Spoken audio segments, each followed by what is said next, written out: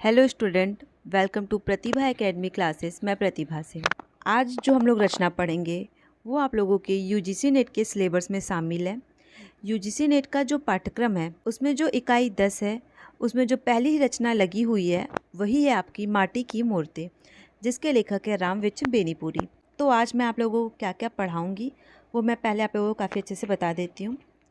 तो सबसे पहले हम लोग पढ़ेंगे रामविच बेनीपुरी का जन्म कब और कहाँ हुआ, इनके माता पिता का नाम क्या था, साथ ही साथ इनकी जो कुछ महत्वपूर्ण कहानी, उपन्यास, नाटक, निबंध है जो कई बार परीक्षाओं में पूछे गए हैं वो सब कुछ देखेंगे। उसके बाद माटी की मूर्ति जो रचना है, इस रचना के कुछ महत्वपूर्ण बिंदु को हम लोग काफ़ी अच्छे से पढ़ेंगे। उसके बाद इस रचना की जो मूल पुस्तक है यानी माटी की मूर्ति जो पुस्तक है उस पुस्तक में जो भी महत्वपूर्ण लाइन है, क्योंकि आप सबको पता है कि यूजीसी नेट का जो पेपर होता है उसका पैटर्न काफ़ी चेंज हो चुका है।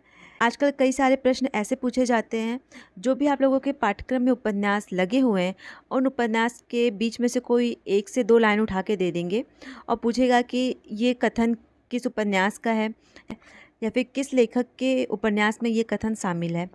तो इन सारी बातों को ध्यान में रखकर मैंने इस रचना की जो मूल पुस्तक है उसको भी इस वीडियो में शामिल किया है, ठीक है। और जितनी भी महत्वपूर्ण लाइन है उन सारी लाइनों को मैंने हाईलाइट किया है। जब आप इस वीडियो को फुल देखेंगे तो आपको कई जगह ये खुद समझ में आ जाएगा कि कुछ कुछ जो लाइनों को मैंने हाईलाइट किया है वो यूजीसी नेट की परीक्षाओं में 3 से 4 बार पूछा जा चुका है। तो इस प्रकार हम लोग इस पूरी रचना को काफ़ी अच्छे से कंप्लीट करेंगे। और जिन भी बच्चों को इस फुल वीडियो का पीडीएफ चाहिए, कमेंट बॉक्स में मैंने अपने टेलीग्राम चैनल का लिंक पिन कर दिया है, तो वहाँ से आप मेरे टेलीग्राम चैनल पे जुड़ सकते हैं। वहाँ पे आपको ये पीडीएफ और मेरे चैनल पे जितने भी वीडियोस पोस्ट हैं उन सारे वीडियो के पीडीएफ और टाइम टू टाइम क्लास के अपडेट्स देखने को मिल जाएंगे। बाकी आपको किसी भी प्रकार का कोई डाउट होता है, कोई भी क्वेश्चन पूछना है आप लोगों को, तो आप मुझे कमेंट कर सकते हैं या फिर कमेंट बॉक्स में मैंने अपने इंस्टाग्राम का लिंक पिन कर दिया है, तो वहाँ से आप मुझे डायरेक्ट मैसेज कर सकते हैं। तो आइए हम लोग पढ़ते हैं रामविच बेनीपुरी की रचना माटी की मूर्ति। जैसा कि आप सबको पता है कि रामविच बेनीपुरी भारत के प्रसिद्ध उपन्यासकार, कहानीकार, निबंधकार और नाटककार, साथ ही साथ महान विचारक, चिंतक, मनन करने वाले क्रांतिकारी साहित्यकार, पत्रकार और संवादक के रूप में अविस्मरणीय हैं। तो आज हम लोग इनकी काफ़ी प्रसिद्ध रचना माटी की मूर्ति काफ़ी विस्तारपूर्वक पढ़ेंगे। तो आइए हम लोग इस रचना को पढ़ने से पहले कुछ महत्वपूर्ण बिंदुओं को काफ़ी अच्छे से देख लेते हैं। तो सबसे पहले हम ये देखेंगे कि रामविच बेनीपुरी का जन्म बिहार के मुजफ्फरपुर के बेनीपुर गांव में 23 दिसंबर 1902 ईस्वी को हुआ था। इनके पिता श्री फुलवंत सिंह एक साधारण किसान थे। बचपन में ही इनके माता पिता का देहांत हो गया था। अब हम लोग देखेंगे इनके कुछ महत्वपूर्ण कहानी संग्रह जो कि यूजीसी नेट में कई बार पूछे गए हैं। पहला है आप लोगों का चिता के फूल शब्द चित्र संग्रह, लाल तारा जो कि यूजीसी नेट की परीक्षा में कई बार पूछा गया है। उसके बाद है आप लोग की माटी की मूर्ति जिसको आज हम लोग काफ़ी अच्छे से पढ़ेंगे, गेहूं और गुलाब, ठीक है। अब देखेंगे इनके कुछ प्रसिद्ध उपन्यास। पहला है पतितों के देश में, कैदी की पत्नी, यात्रा वृत्तांत, पैरों में पंख बांधकर जो कि कई बार टीजीटी, पीजीटी, यूजीसी नेट कई परीक्षाओं में पूछा गया है, उड़ते चले। अब देखेंगे इनके नाटक, अम्रपाली, सीता की माँ, संघमित्रा, सिंघल विजय, राम राज्य, गांव के देवता, नया समाज तथा नेत्रदान, संस्मरण रेखा चित्र, जंजीरें और दीवारें, मील के पत्थर और मंगर, ठीक है। अब हम लोग देखेंगे इनके निबंध। निबंध है इनके वंदे वाणी विनायको, ठीक है, जो कि काफ़ी प्रसिद्ध है, आपको याद रखना है। संपादन, इन्होंने विद्यापति की पदावलियों का संपादन भी किया है। और कुछ महत्वपूर्ण पत्र और पत्रिकाएं हैं जिनको मैं इस पीडीएफ में शामिल नहीं कर पाई हूँ, तो मैं कई बार अपने वीडियोस में बोलती हूँ कि आप लोग पेन और कॉपी साथ लेकर बैठें, क्योंकि कई सारे तथ्यों को मैं आप लोगों को अलग से भी बताती हूँ। तो आप लोग एक जगह नोट कर लीजिए इनके कुछ महत्वपूर्ण पत्रिकाएं। पहली है तरुण भारत, किसान मित्र, युवक, कर्मवीर, हिमालय, जनवाड़ी, ठीक है। एक बार और रिपीट कर देती हूँ मैं। तरुण भारत, किसान मित्र, युवक, कर्मवीर, हिमालय और जनवाड़ी। ठीक है, अब हम लोग आगे देखेंगे माटी की मूर्तें 1941 से 1945 ईस्वी के बीच में लिखे गए संस्मरणात्मक रेखा चित्र का संग्रह है। ठीक है, माटी की मूर्तें में लिखित सभी रेखा चित्र बेनीपुरी जी ने हजारीबाग सेंट्रल जेल में रहते हुए लिखे हैं। तो काफ़ी महत्वपूर्ण लाइन है, आप लोग इसे ध्यान रखिएगा कि जो माटी की मूर्तें हैं ये रचना बेनीपुरी जी ने कहाँ पे लिखा था, तो हजारीबाग सेंट्रल जेल में रहते हुए इन्होंने इस रचना को लिखा था। एक चीज़ आप लोग को और ध्यान रखना है कि बेनीपुरी जी ने स्वाधीनता सेनानी के रूप में इन्होंने कुल 9 साल अपना जेल में बिताया था और उन्होंने जेल में ही ये रचना लिखी थी। आगे देखेंगे हम लोग माटी की मूर्तें हिंदी कथा साहित्य को सच्ची ग्रामीण दृष्टि प्रदान करते हुए उसे भारतीय संस्कृति के विकासशील तत्वों से जोड़ने का प्रयास करती है। ठीक है, इसका प्रथम प्रकाशन यानी जो माटी की मूर्तें जो रचना है इसका पहला प्रकाशन जो हुआ था वो हुआ था 1946 ईस्वी में हुआ था। उस समय इस पुस्तक में कुल 11 रेखा चित्र शामिल थे। तो आपको इस लाइन को काफ़ी अच्छे से याद रखना है कि जो प्रथम प्रकाशन हुआ था इस पुस्तक का वो कब हुआ था, 1946 में, और उसमें कुल 11 रेखा चित्र संकलित थे। ठीक है, अब आगे देखेंगे हम लोग दूसरा प्रकाशन। इसका दूसरा प्रकाशन हुआ था 1953 ईस्वी में। इसमें निम्नलिखित 12 रेखा चित्र शामिल थे। यानी जो पहला प्रकाशन हुआ उसमें कुल 11 रेखा चित्र शामिल थे और कब हुआ था, 1946 ईस्वी में। और दूसरा प्रकाशन यानी जो दूसरा एडिशन इनके इस पुस्तक का आया था वो था 1953 ईस्वी में और उसमें कुल आप लोगों के 12 रेखा चित्र शामिल थे। काफ़ी महत्वपूर्ण लाइन है, आप लोग इसे याद रखिएगा। और जिन भी चीज़ों को मैं बताती हूँ कि ये काफ़ी इम्पॉर्टेंट है, आप उसे एक जगह अपने नोट्स बना लिया कीजिए कि ये काफ़ी इम्पॉर्टेंट है। ठीक है, रजिया, जो रजिया रेखा चित्र को दूसरे संस्करण में जोड़ा गया था, काफ़ी महत्वपूर्ण है, इसे ध्यान रखिएगा कि जो रजिया रेखा चित्र है इसे दूसरे संस्करण में जोड़ा गया था। तो आप लोगों को ये जो 12 शब्द चित्र हैं इनके नाम काफ़ी अच्छे से याद होने चाहिए, क्योंकि जो परीक्षाओं के जो बदलते स्वरूप है उसको देखते हुए आप लोग इन सारे 12 शब्द चित्रों के नाम काफ़ी अच्छे से याद कर लीजिएगा। अब आपके मन में ये विचार आ रहा होगा कि आपको ये 12 नाम कैसे याद होंगे। सबसे पहले आप लोग इस वीडियो को 1 से 2 बार देखिए, उसके बाद जो 12 शब्द चित्र हैं उसको कम से कम 2 से 3 बार लिखते रहिए। ठीक है, 1-2 बार लिखिए उसको अच्छे से, फिर आपके माइंड में वो खुद ब खुद फिट हो जाएगा और आप जब भी ऑप्शन देखेंगे तो आपको याद आ जाएगा कि ये जो शब्द चित्र हैं ये किस रचना के हैं। तो आइए हम लोग देखते हैं जो 12 शब्द चित्र हैं उनके नाम क्या क्या हैं। पहले हैं रजिया, बलदेव, सरजू भैया, मंगर, रूपा की आजी, देव, बाल गोविंद भगत, भौजी, परमेसर, बैजू मामा, सुभान खां बुधिया। ठीक है, तो इस प्रकार जितने भी महत्वपूर्ण बिंदु थे यहाँ पे हम लोगों ने शॉर्ट में इसको डिस्कशन कर लिया है। अब हम लोग देखेंगे इस रचना की मूल पुस्तक, जिससे आप लोगों के कॉन्सेप्ट और भी ज़्यादा क्लियर हो जाएंगे। ठीक है, उससे पहले आप लोगों को कुछ महत्वपूर्ण चीज़ें जान लेनी काफ़ी ज़रूरी है, एक जगह आप लोग नोट डाउन कर लीजिए। जैसे कि इस रचना को पढ़ने के बाद आपके मन में ये विचार आ रहा होगा कि शब्द चित्र हम किसे कहते हैं। ठीक है, तो रामविच्छ बेनीपुरी जी के शब्दों में जो शब्द चित्र की परिभाषा है वो कुछ इस प्रकार है। ये कहानियाँ नहीं, ये जीवनियाँ हैं, ये चलते फिरते आदमियों के शब्द चित्र हैं। ठीक है, आप लोग इस लाइन को याद रख लीजिए, ये परीक्षा में पूछा जा सकता है। ये कहानियाँ नहीं, ये जीवनियाँ हैं, ये चलते फिरते आदमियों के शब्द चित्र हैं। काफ़ी महत्वपूर्ण है, नोट डाउन कर लीजिए। आप लोगों को एक चीज़ और भी याद रखनी है कि ये जो शब्द चित्र है माटी की मूर्तें, रामविच्छ बेनीपुरी जी ने इस शब्द चित्र को अपने मामा स्वर्गीय द्वारिका नाथ सिंह और अपनी मौसी को समर्पित किया है। काफ़ी महत्वपूर्ण लाइन आप लोग नोट कर लीजिए कि ये जो रचना है बेनीपुरी जी ने इस रचना को अपने स्वर्गीय मामा, उनका नाम क्या था, द्वारिका नाथ सिंह, और अपनी मौसी को समर्पित किया है। ठीक है, तो आइए हम लोग देखते हैं आगे। अब हम लोग पढ़ेंगे इस रचना की पुस्तक को। तो आइए हम लोग पढ़ते हैं इस रचना को। तो सर्वप्रथम हम क्या देखेंगे, पहले आप इस लाइन को देखिए, काफ़ी महत्वपूर्ण है, परीक्षा में से प्रश्न पूछा जा सकता है। ये माटी की मूर्तें सोने की मूर्तें सिद्ध हुई, 6 साल में इसकी 60,000 प्रतियां बिक चुकी हैं। इस नवीन संस्करण में एक मूर्ति और जोड़ दी गई, और वो मूर्ति कौन सी हैं? वो है रजिया। काफ़ी महत्वपूर्ण है, आप लोग ध्यान रखिएगा।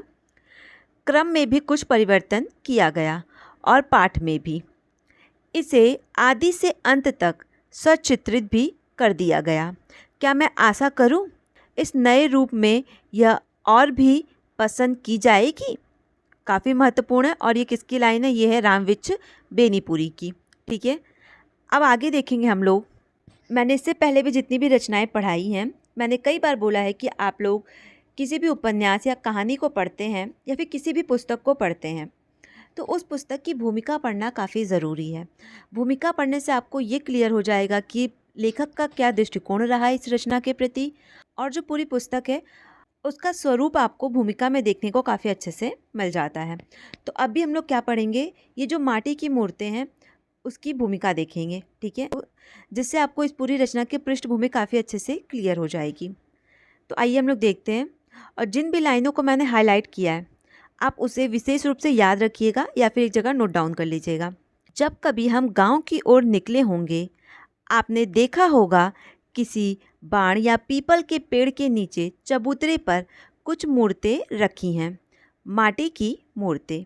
ये मूर्तें ना इसमें कोई खूबसूरती है ना रंगीनी, फलतः बौद्ध या ग्रीक रोमन मूर्तियों के हम सौदाई यदि उनमें कोई दिलचस्पी ना ले, उन्हें देखते ही मुंह मोड़ ले, नाक सिकोड़ ले, तो अचरज की कौन सी बात।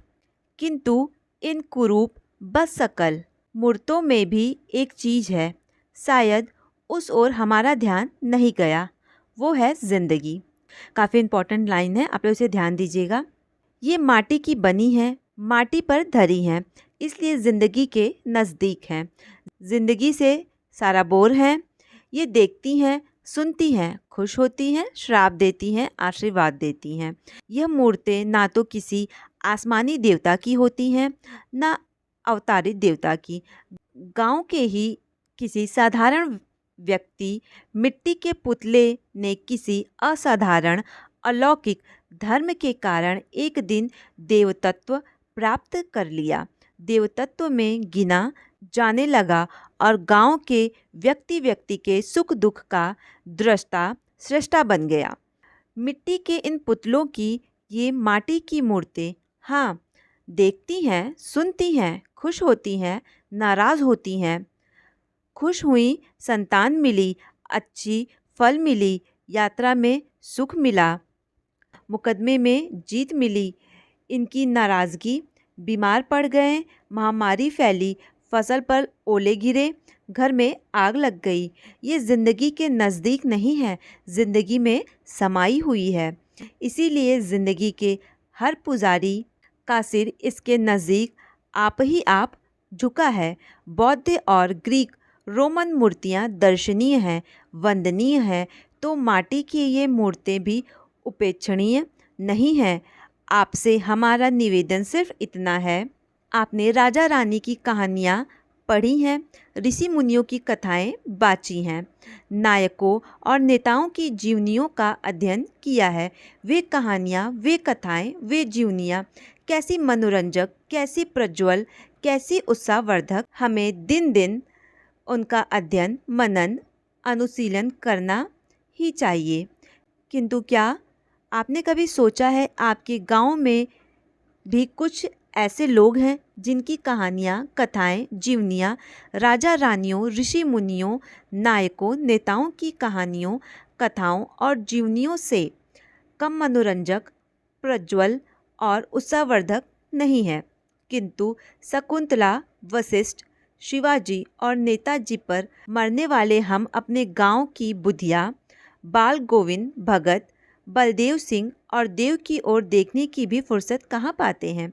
हज़ारीबाग सेंट्रल जेल के एकांत में, ठीक है, कहाँ पे? हज़ारीबाग के सेंट्रल जेल के एकांत जीवन में अचानक मेरे गांव और मेरे ननिहाल के कुछ ऐसे लोगों की मूर्तें मेरी आंखों के सामने आकर नाचने, मेरे कलम से चित्रण की याचना करने लगी। उनकी इस याचना में कुछ ऐसा जोर था कि अंततः यह माटी की मूर्तें तैयार होकर रहीं। हाँ, जेल में रहने के कारण बैजू मामा भी इनकी बात में आ बैठे और अपनी मूर्तें मुझसे गड़वा ही ली। मैं साफ कह दूं, ये कहानियाँ नहीं जीवनियाँ हैं। ये चलते फिरते आदमियों के शब्द चित्र हैं। मानता हूँ कला ने उन पर पिचकारी की है, किंतु मैंने ऐसा नहीं होने दिया है कि रंग रंग में मूल रेखाएं ही गायब हो जाएं। मैं उसे अच्छा रसोइया नहीं समझता जो इतना मसाला रख दे कि सब्जियों का मूल स्वाद ही नष्ट हो जाए। कला का काम जीवन को छिपाना नहीं, उसे उभारना है। कला वह है जिसे पाकर जिंदगी निखर उठे, चमक उठे। आगे देखेंगे हम लोग। डरता था सोने चांदी के इस युग में मेरी ये माटी की मूर्तें कैसी पूजा पाती हैं, किंतु इधर इनमें से कुछ जो प्रकाशन में आई, हिंदी संसार ने उन्हें सिर आँखों पर लिया। यह मेरी कलम या कला की करामात नहीं, मानवता के मन में मिट्टी के प्रति जो स्वाभाविक स्नेह है उसका परिणाम है।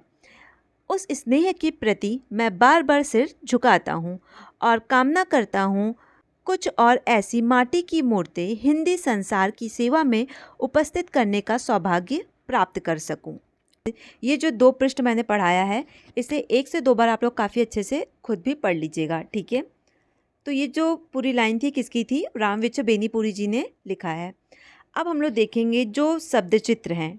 तो मैं आप लोगों को पर्टिकुलर एक एक शब्द चित्र के बारे में जो भी महत्वपूर्ण लाइन होगी वो सारी चीज़ें पढ़ाऊँगी। तो आइए हम लोग देखते हैं।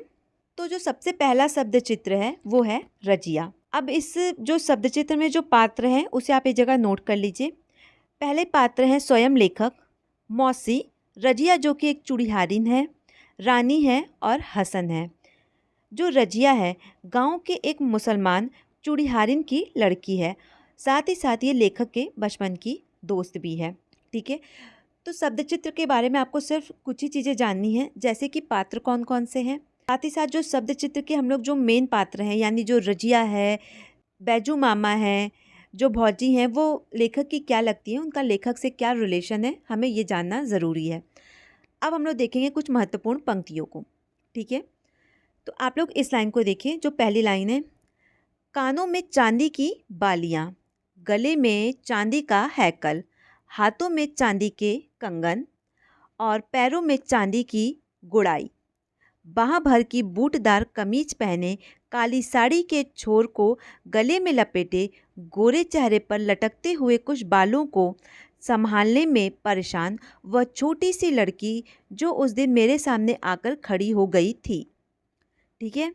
इतनी पंक्ति आपको सिर्फ परीक्षा में दे देगा और पूछेगा कि रामविच बेनीपुरी जी ने ऐसा वर्णन किसके बारे में किया है, तो आपको पता होना चाहिए कि वो किया है रजिया के बारे में। या फिर पूछ देगा कि ये किस शब्द चित्र का है, तो आपको पता होना चाहिए कि ये रजिया शब्द चित्र का है, ठीक है। अब आगे हम लोग देखेंगे। तो इस लाइन को देखिए। रजिया चूड़ीहारिन है, इसी गांव की रहने वाली थी, बचपन में इसी गांव में रही और जवानी में भी, क्योंकि मुसलमानों की गांव में भी शादी हो जाती है ना। और यह अच्छा हुआ क्योंकि बहुत दिनों तक प्राय उससे अपने गांव में भी भेंट हो जाया करती थी। आप लोग इस पंक्ति को देखिए। बच्ची से किशोरी हुई और जब जवानी के फूल उसके शरीर पर खिलने लगे, अब भी वह माँ के साथ ही आती है, किंतु पहले वह माँ की एक छाया मात्र लगती थी। अब उसका स्वतंत्र अस्तित्व है और उसकी छाया बनने के लिए कितनों के दिलों में कसमसाहट है। जब वो बहनों को चूड़ियाँ पहनाती होती है, कितने भाई तमाशा देखने को वहाँ एकत्रित हो जाते हैं, क्यों। तो इस प्रकार रजिया के बारे में जो भी महत्वपूर्ण पंक्ति थी वो मैंने आप लोगों को बता दी। अब आगे हम लोग देखेंगे बलदेव सिंह। अब आप लोग बलदेव सिंह के शब्द चित्र के जो पात्र हैं उसे एक जगह लिख लीजिए। पहले हैं लेखक, मामा जी, विधवा, बलदेव सिंह जो कि नायक हैं, पुलिस वाला, सुप्रिटेंडेंट साहब, मौलवी साहब, ठीक है। और जो बलदेव सिंह हैं वो लेखक के गांव के जाने माने पहलवान और सबसे जिंदा दिल आदमियों में से एक हैं। तो आइए हम लोग देखते हैं बलदेव सिंह शब्द चित्र के कुछ महत्वपूर्ण पंक्तियों को। अब आप लोग इस लाइन को देखिए। इसी समय एक नौजवान आकर दूर से ही मेरे मामा जी को देखकर चिल्ला उठा, पाँ लागी चाचा जी। हम सब का ध्यान उसकी ओर गया। एक गबरू जवान, अभी मूँछों की मस्से भी भीग रहीं, रंग गोरा, जिस पर बाल किरणों ने सोने सा परत पोत रखा था, दाहिने हाथ में बांस की लंबी लाल लाठी, बड़ी सजीली, घने पोर वाली, गांव दुमसी उतार वाली। बाएं हाथ में लोटा लिए वह शौचादी से लौट रहा था। बादामी रंग का मोटिए का जो लंबा खलीता कुर्ता पहन रखा था, उसके भीतर से उसके शरीर का गठीलापन और सौंदर्य फूट पड़ रहा था। ओ बलदेव, तुम कब आए? बहुत दिन पर दिखाई दिए। ठीक है, काफ़ी महत्वपूर्ण, आप लोग इसे ध्यान रखिएगा। आगे देखेंगे हम लोग। अब आप लोग इस पंक्ति को देखिए। सूरत सकल बल हिम्मत सब कुछ उनमें थे। वे सामंतशाही के उस युग में उन्हें अच्छे से अच्छे फौजी के पद पर पहुंचा देता। अब आगे देखेंगे हम लोग। अब जो अगले शब्द चित्र हैं वो हैं सरजू भैया। जो सरजू भैया हैं वो लेखक के मुबोले भाई हैं। और सरजू भैया जो शब्द चित्र है, इसके पात्रों को आप लोग एक जगह नोट डाउन कर लीजिए। पहले हैं लेखक सरजू भैया, महाजन, मौसी और रानी। ठीक है, अब आप लोग इस लाइन को देखिए। सरजू मैया यानी सरजू भैया, यह हमारे गांव की विशेषता है कि कभी कभी मर्द गंगा, यमुना या सरजू हो जाते हैं। इस बारे में औरतें ही सौभाग्यशाली हैं। प्राय उनके नामों में ऐसे अनर्थ नहीं होते हैं। ठीक है, अब आगे देखेंगे हम लोग। गांव के सबसे लंबे दुबले आदमियों में सरजू भैया की गिनती हो सकती है। रंग सांवला, बगुले सी बड़ी बड़ी टांगे, चिंपैंजी की तरह बड़ी बड़ी बाहें, कमर में धोती पहने, कंधे पर अंगोछी डाले जब वह खड़े होते हैं, आप उनकी पसलियों की हड्डी गिन लीजिए। नाक खड़ी बड़ी, भवे सघन, बड़ी बड़ी आंखें कोटरों में धसी, गाल पिचके, अंग अंग की सिराएं उभरी। कभी कभी मालूम होता मानो यह नसें नहीं, उनके शरीर को किसी ने पतली डोरी से जकड़ रखा है। यहाँ पे जो सरजू भैया हैं उनके स्वरूप का चित्रण किया गया है। अब अगला हम लोग शब्द चित्र देखेंगे, वो है मंगर। ठीक है, अब ये जो मंगर थे वो कौन थे? ये जो मंगर है ये लेखक के गांव के एक हलवाहा हैं जो अपने काम के लिए कई गांवों में काफ़ी मशहूर थे। और जो मंगर हैं इनका कोई भी संतान नहीं है, जिसके कारण इनको बुढ़ापे में काफ़ी दुख को झेलना पड़ता है। अब इस शब्द चित्र के जो पात्र हैं आप लोग उसे एक जगह लिख लीजिए। पहले हैं लेखक, मंगर, चाचा जी और भकोलिया। ठीक है, क्या? भकोलिया। भकोलिया ये पात्र के बारे में पूछा जा चुका है यूजीसी नेट की परीक्षा में, तो आप लोग इसे ध्यान में रखिएगा। तो अब हम लोग इस पैराग्राफ को देख लेते हैं।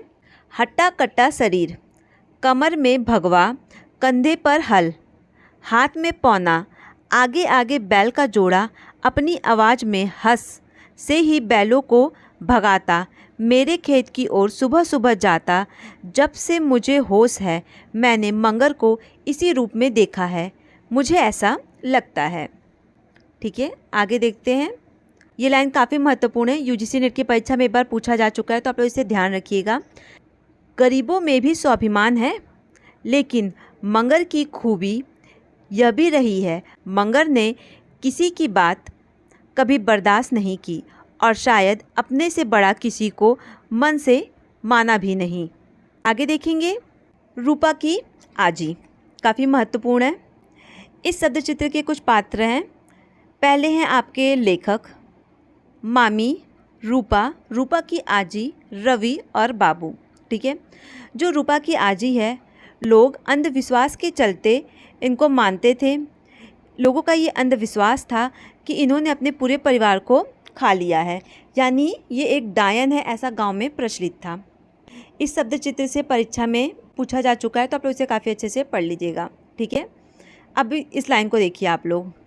डायन मेरे सामने होते ही नंगी नाचने लगेगी, डायन के कोचे से आप ही आप आग जल उठेगी, डायन खून उगलने लगेगी, डायन पागल होकर आप ही आप बकने लगेगी।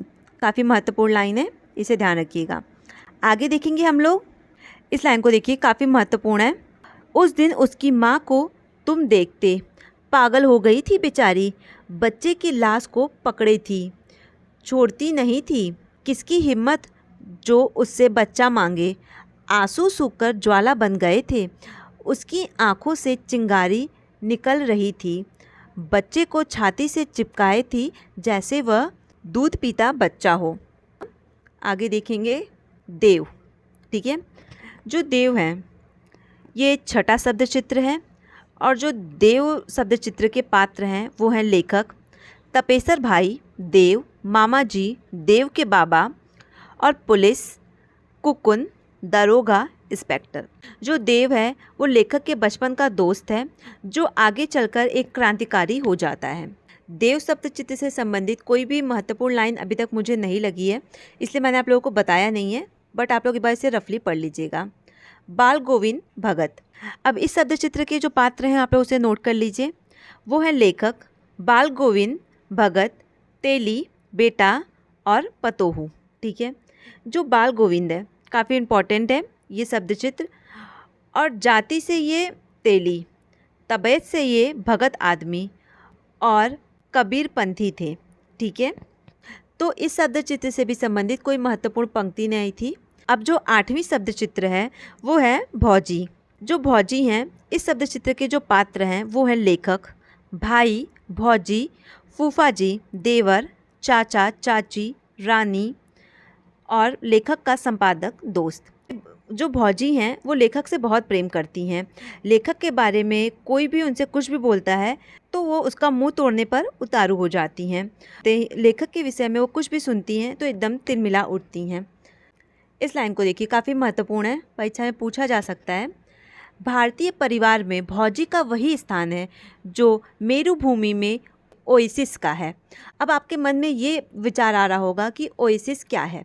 जिन भी बच्चों को पता है कि ओएसिस क्या होता है वो मुझे कमेंट करेंगे, बट मैं आप लोगों को बता देती हूँ। ओएसिस वो होता है जैसे कि किसी भी मरुस्थल जो स्थान होता है उसके आसपास कहीं पे भी आपको जल का जो स्रोत होता है, झरना होता है, उसे हम ओएसिस कहते हैं। तो आप समझ सकते हैं कोई एक ऐसा स्थान जहाँ पे सूखा पड़ा हुआ है, बंजर ज़मीन है, परंतु उसकी कुछ ही दूरी पर एक ओएसिस है, झरना है, नदी है, या फिर आप कह लीजिए कोई कुआं है, तो आपको कितनी राहत मिलेगी। ठीक उसी प्रकार जो भारतीय परिवार है, जो हम लोग का भारतीय समाज है, हम लोग जिस वातावरण में रहते हैं वहाँ पे भौजी का स्थान भी उसी प्रकार है लेखक के अनुसार, ठीक है। आगे देखेंगे हम लोग, लोगों के चूल्हे ही नहीं अलग हुए हैं, दिल भी जुदा हो चुके हैं, ना वह प्रेम भाव है ना वह सील स्वभाव, सारा घर कला में फंसा हुआ है। काफ़ी इंपॉर्टेंट लाइन है, आप लोग इसे याद रखिएगा। अब आप लोग इस लाइन को देखिए, काफ़ी महत्वपूर्ण लाइन है। ये लाइन यूजीसी नेट की परीक्षा में पूछा जा चुका है, जो परीक्षा हुई थी 2019 में। किसने तुम्हें कहा मेरे बीच पढ़ने को, वे बुरे हैं और तुम, हट मेरे सामने से, सूप हंसे छलनिया को जिसमें 77 छेद, मैं तुम्हें जानती नहीं डायन कहीं की, किंतु मुझ पर तुम्हारा डायनपन नहीं चलेगा, मैं निकाल लूँगी आंखें, खींच लूँगी जीभ, ओझा बुला के नंगी नचवा दूँगी। काफ़ी महत्वपूर्ण लाइन है, आप लोग इसे ध्यान रखिएगा। ओके, आगे देखेंगे। अब जो अगले शब्द चित्र हैं वो हैं परमेसर, ठीक है। इस शब्द चित्र के पात्र हैं आपके लेखक परमेसर, श्री राम, ओझा, चाचा जी, परमेसर की पत्नी, ठीक है। जो परमेसर है वो लेखक का पटीदार है, नशे की लत में अपना घर परिवार सब ये बर्बाद कर देता है। अब आप लोग इस लाइन को देखिए, तभी का वक्त नहीं था, निकट के आयुर्वेदीय अस्पताल में वैद्य जी को बुलवाया, उन्होंने देखा, दवा दी, किंतु कहते गए लक्षण अच्छे नहीं हैं, रात निभ जाए तो आशा की जाए, वह रात नहीं निभी, परमेसर चलता बना, घर वालों को रुलाकर, गांव वालों को अफसोस में डालकर, ठीक है। यानी जो परमेसर की जो नशा करने की आदत थी, जैसा कि मैंने आप लोगों को बताया था, उससे उसके स्वास्थ्य पर काफ़ी गहरा असर पड़ता है और वो दुनिया छोड़कर चल बसता है। ठीक है, अब आगे देखेंगे हम लोग बैजू मामा। काफ़ी महत्वपूर्ण शब्द चित्र है, आप लोग इसे ध्यान रखना है। इस शब्द चित्र के पात्र हैं आप लोगों के लेखक बैजू मामा, ठीक है, मेट, जेलर साहब और जज। बैजू मामा है, लेखक इनसे जेल में मिला था। बैजू थे वो पूरे जेल के ही मामा थे। छोटी मोटी चोरी करके जेल में आ जाते थे और ये लगभग 30 साल से जेल में ही रह रहे थे। तो आपको ध्यान रखना है कि कितने साल से, 30 साल से जेल में रह रहे थे। ये प्रश्न परीक्षा में पूछा जा सकता है। अब आप इस लाइन को देखिए, काफ़ी इम्पॉर्टेंट है। जब मैंने कहा कि वह 30 साल से इस जेल को आबाद किए हैं, तब आपने यही सोचा होगा या तो वह कोई दामुली कैदी है, खून करके आया है, या डाका डालकर आया है, या कोई शोहदार जानकार है, या कम से कम आदतन अपराधी तो ज़रूर है। लेकिन मैं दावे के साथ इन सभी आरोपों का खंडन कर सकता हूँ। उनके चेहरे या उनके चाल ढाल से कहीं से भी उनमें आप खूंखार या मुजरिम होने का कोई चिन्ह नहीं पा सकते। तो भी वे जेल में हैं और 30 वर्ष से हैं। कैसा आश्चर्य है। काफ़ी इम्पोर्टेंट लाइन है, आप लोग इसे नोट डाउन कर लीजिएगा। इसे देखिए, मैं ऊंची श्रेणी का कैदी था। इस जेल में ऐसे लोगों की सुख सुविधा की कोई खास जगह नहीं होने के कारण मुझे अस्पताल में ही रखा गया। इस शब्द चित्र में जो बैजू मामा हैं वो पूरे ही जेल के मामा थे, परंतु एक बार उनकी तबीयत काफ़ी ज़्यादा ख़राब हो जाती जिससे लोग बहुत ही परेशान हो जाते, तो उसका चित्रण उस लाइन में किया गया था। अब इसे यहाँ पे देखिए, बीमार कैदी की आंखों में अब आंसू थे, ऐसे आंसू जो ज़बरदस्ती आंसू वसूल करते हैं। मेटा की आंखें भी डबडबा गई। तुम इस बार मरोगे मामू। काफ़ी इम्पोर्टेंट लाइन है, आगे देखते हैं हम लोग। इस लाइन को देखिए, एक बात और है बाबू, जब जब बाहर जाता हूँ दिन तो इधर उधर देखते सुनते कट जाते हैं, लेकिन ज्यों ही रात में सोने की कोशिश करता हूँ मालूम होता है इस जेल के ये सारे पेड़ पौधे मुझे बुला रहे हैं। ये आम का पेड़, ये अमरूद, वह नीम, यह जामुन, सब के सब मेरे ही लगाए हुए हैं। आगे देखिए, अब जो अगले शब्द चित्र हैं वो हैं आप लोगों के सुभान खां। ठीक है, इस शब्द चित्र के जो पात्र हैं वो हैं लेखक सुभान दादा, नानी, नौजवान, हज़रत और हुसैन। जो सुभान खां हैं वो गांव के काबिल राजमिस्त्री जो कि मुसलमान थे, हिंदू मुस्लिम दंगों में मस्जिद में गाय की कुर्बानी को रुकवा देते हैं और इन्हें दोनों ही धर्म से काफ़ी प्रेम होता है। तो आप लोग इस कथन को देखिए, काफ़ी अच्छा कथन है। क्या आपका अल्लाह पश्चिम में रहता है? वह पूरब क्यों नहीं रहता? सुभान दादा की लंबी सफ़ेद चमकती रोब बरसाती दाढ़ी में अपनी नन्ही उंगलियों को घुमाते हुए मैंने पूछा। उनकी चौड़ी उभड़ी पेशानी पर एक उल्लास की झलक और दाढ़ी मूछ की सघनता में दबे पतले अधरों पर एक मुस्कान की रेखा दौड़ गई। अपनी लंबी बाहों की दाहिनी हथेली मेरे सिर पर सहलाते हुए उन्होंने कहा, नहीं बबुआ, अल्लाह तो पूरब पश्चिम उत्तर दक्षिण सब ओर है। काफ़ी इम्पॉर्टेंट लाइन है, इसे ध्यान रखिएगा। आगे देखते हैं। एक दिन बचपन के आवेश में मैंने उनसे पूछ भी लिया, सुभान दादा, आपने कभी अल्लाह को देखा है? यह क्या कह रहे हो बबुआ? इंसान इन आँखों से अल्लाह को देख नहीं सकता। मुझे धोखा मत दीजिए दादा, मैं सब देखता हूँ। आप रोज़ आधी आँखों से उन्हें देखते हैं, उनसे बुदबुदा कर बातें करते हैं। हाँ हाँ, मुझे चकमा दे रहे हैं आप। मैं उनसे बात करूँगा, मेरी ऐसी तकदीर कहाँ। सिर्फ रसूलों की उनसे बातें होती थी बबुआ। ये बातें कुरान में लिखी हैं। काफ़ी इम्पॉर्टेंट है, तो आप लोग इसे देख लीजिएगा एक बार। आगे देखते हैं हम लोग। अल्लाह ने चाहा तो मैं एक दिन मस्जिद ज़रूर बनवाऊँगा। अल्लाह ने चाहा और वैसे दिन आया। उनकी मस्जिद भी तैयार हुई। गांव के ही लायक एक छोटी सी मस्जिद, लेकिन बड़ी ही खूबसूरत। ये लाइन यूजीसी नेट की परीक्षा में 2 बार पूछा जा चुका है, तो आप लोग इसे ध्यान रखिएगा। उनकी बात उनसे पूछो। मैं मुसलमान हूँ, कभी अल्लाह को नहीं भूलता हूँ। मैं मुसलमान की हैसियत से कहता हूँ, मैं गाय की कुर्बानी ना होने दूँगा, ना होने दूँगा। काफ़ी इम्पॉर्टेंट है, आप लोग इसे स्पेशली लिख लीजिएगा एक जगह पे, ठीक है।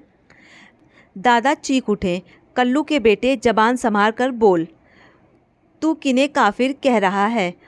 और मेरे बुढ़ापे पर मत जा, मैं मस्जिद में चल रहा हूँ। पहले मेरी कुर्बानी हो लेगी, तब गाय की कुर्बानी हो सकेगी। ठीक है, आगे देखेंगे हम लोग। अब इस पूरी रचना का जो अंतिम शब्द चित्र है वो है बुधिया। इस शब्द चित्र के पात्र हैं लेखक बुधिया और जगदीश। जो बुधिया है, जब लेखक किशोरा अवस्था में था तब बुधिया 7-8 साल की रही होगी। अत्यंत चंचल और शरारती। लेखक कई सालों बाद बुधिया से मिलने जाता है तो वह उसकी स्थिति देखकर एकदम दंग रह जाता है। बुधिया की शादी हो गई है, जगदीश उसका पति है और बुधिया के 3 बच्चे हैं। और 3 बच्चे होने के बावजूद भी वो अभी चौथे बच्चे की माँ बनने वाली है। अब बुधिया से संबंधित कुछ महत्वपूर्ण लाइनों को देखेंगे। आज पीटता ज़रूर, लेकिन माफ़ कर दिया। वो मुस्कुरा रही थी, बैठ गई। बैठिए ना, उस गंदगी में मैं क्यों बैठने लगा, झुक कर देखने लगा। इम्पॉर्टेंट है, ध्यान रखिएगा। मैंने घूर कर उसके चेहरे को देखा, आकृति और आवाज़ में तारतम्य बिठलाया। अरे यह तो बुधिया है, जवान हो गई है। इतनी जवान, इतनी जल्दी। अब आप लोग इस लाइन को देखिए और ये इस पूरी रचना का अंतिम लाइन है। बाबू आपके कै बच्चे हैं? ये बड़े दुष्ट हैं बाबू, देह बर्बाद करके भी इन्हें चैन नहीं। यह तंग करके मारते हैं। बाकी 3 बच्चे भी उससे सटकर खड़े थे। एक की देह पर हाथ फेरती, एक की पीठ ठोकती, एक पर आँखों से ही प्यार उड़ेलती। काफ़ी अच्छी लाइन है, आप लोग इसे देख लीजिएगा। तो इस प्रकार रामविच बेनीपुरी जी की ये जो रचना थी माटी की मूर्तें, इससे संबंधित जितनी भी महत्वपूर्ण लाइन थी वो सब कुछ मैंने आप लोगों को काफ़ी अच्छे से बता दिया है। साथ ही साथ मूल पुस्तक को भी मैंने पढ़ा दिया है। जिन भी बच्चों को इस फुल वीडियो का PDF चाहिए, कमेंट बॉक्स में मैंने अपने टेलीग्राम चैनल का लिंक पिन कर दिया है, तो वहाँ से आप मेरे टेलीग्राम चैनल पर जुड़ सकते हैं और वहाँ पे आपको ये PDF देखने को मिल जाएगा। नेक्स्ट आपको किस टॉपिक पे वीडियो चाहिए और ये वीडियो आप लोग को कैसा लगा, आप लोग ज़रूर कमेंट कीजिएगा। और आप लोगों को किसी भी उपन्यास या कहानी पर वीडियोस चाहिए तो आप मुझे कमेंट कीजिएगा, मैं उससे रिलेटेड वीडियोस आप लोगों के लिए ज़रूर बनाऊंगी। Thank you.